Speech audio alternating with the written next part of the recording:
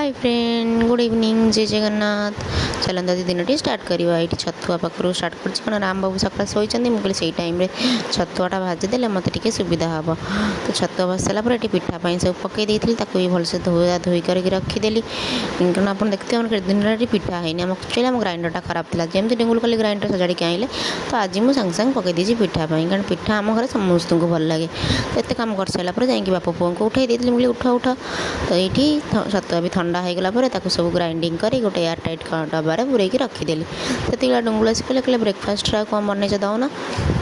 नहीं देदेली सिमेई। आप कहते कौन सी एका खाइले आज ब्रेकफास्ट ना एक्चुअली सिमेईटा बहुत काटा कटा है भल लगे बट मत पानी पानी थी झोल माने क्षीरटा ये थी मत सेमती भल लगे तो मुझे खाई आगे रखी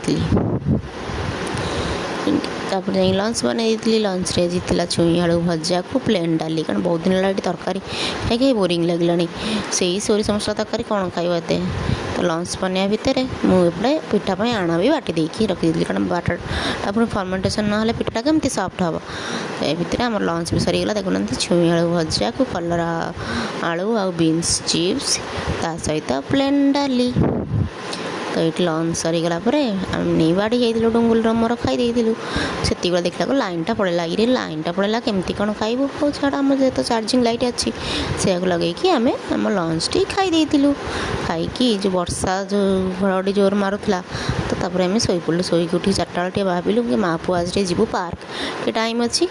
तो चलो जीवा टे रेडी होगी गला बेलू देखुना राम देखिए मामा जीवा कौन वर्षा है बा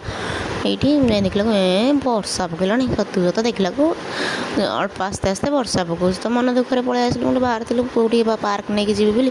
तो मन दुख है पलि आसला डुंगुल कहले मन दुख करनी तुम्हें हूँ आम वर्षा छाड़ू मुझे तुमको बैक नहीं जी बुलाया मुझे हाँ ठीक अच्छे जा डिनर चटनी बनई देती माँ मौसी दे दी चा